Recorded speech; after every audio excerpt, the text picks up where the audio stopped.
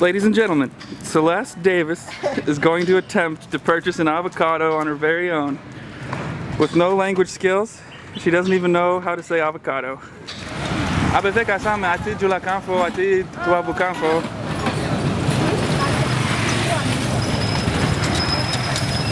How much is that?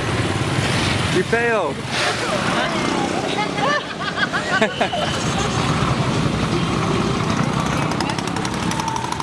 What have we learned today? Always bring John Mark with you to the market. 7 weeks, 3 countries, 2 cameras, 1 goal. We've set out on a journey to capture the day in, day out sights, sounds, and experiences of living and working in cross-cultural ministry today. Come with us as we meet people responding to God's call on their lives, and check out the incredible places it's taken them to.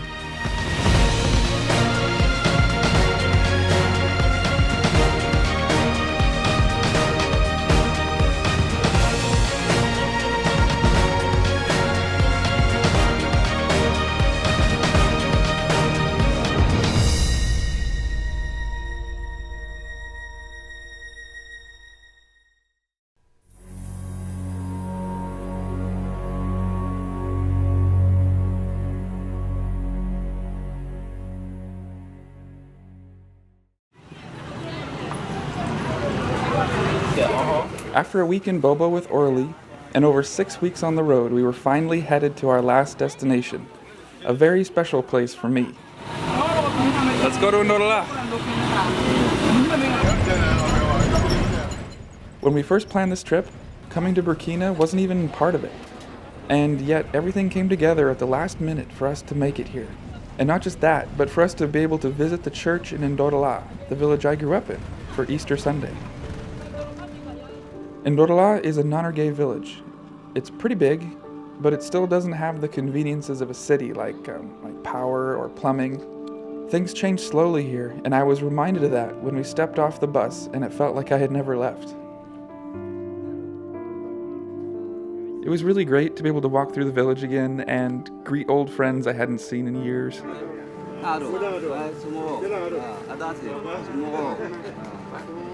Our family moved here back in 1991 with the goal of making God's Word available to the Nanargay people in their own language.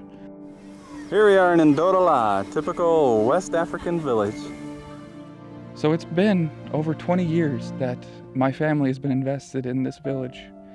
My parents were called to work in Bible translation, not necessarily evangelism. So when the time finally came for them to start sharing the gospel, God provided Madu Traore, a pastor from a neighboring people group. And that was exactly what they needed to start a church.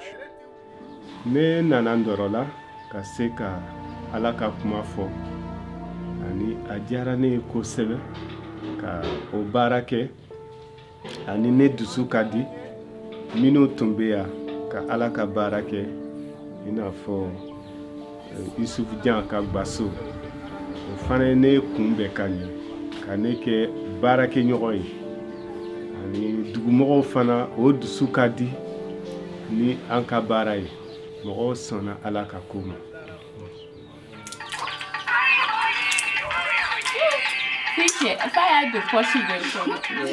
Madu's family is a great example for people here that the message of Jesus is applicable to them in a way that our family never could because they are like them.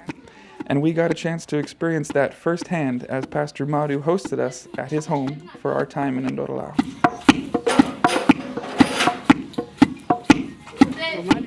Ne dusu jara kosebe kayiko aw nana ka anye akere na fo anye auka jamana mogo yite. They took really great care of us, and I was so happy when they brought out the China green tea. When you've got time to kill, like at noon, when it's way too hot to do anything physical, people relax and make this super powerful, delicious tea to pass the time. It's one of the things I miss most, and that, and of course the food. So good. We got to experience the whole process, and I mean the whole process.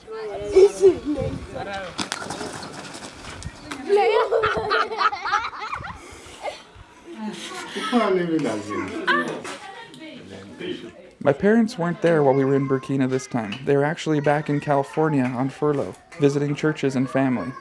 But last time I was here in Burkina, the church was meeting as a handful of believers in our courtyard under our mango trees.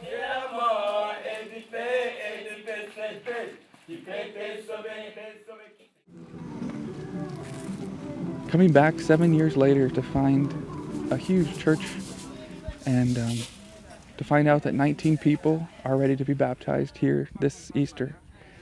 It's just incredible.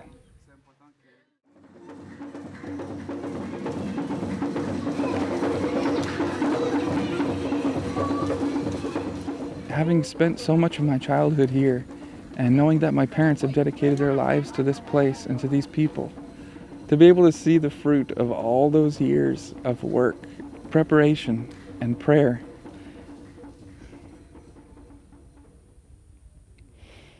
it's overwhelming. I'm so happy. And I'm so happy to be able to be here for this. Yesu kununa matigi Yesu kununa matigi Yesu baraka burukono. Today was exciting. We walked up our hill beside Ndorala and we had a sunrise service. The ladies of the church were in charge of that service and they did a great job.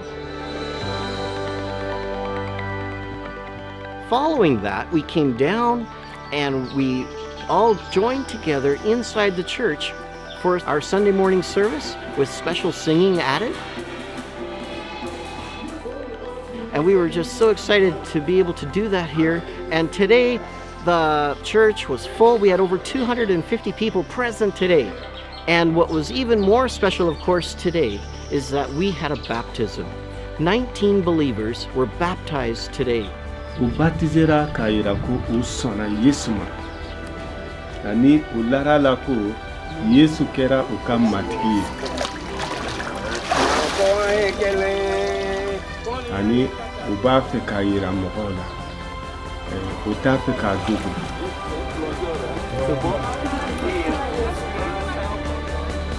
Upi aye Dominique nyorofe. Biara ku sebe.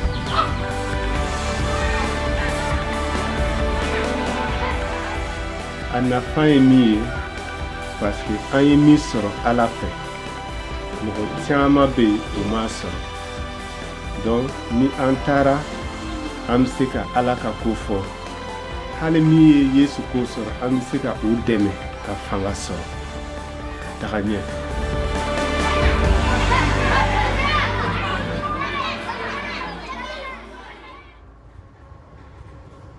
The journey back to North America was a blur. But next thing we knew it, we were back in the Fresno office, facing the challenge of editing this whole experience. When I got to the Burkina footage, I realized I needed my dad's help in translating Pastor Madu's interview because my Jula just isn't perfect.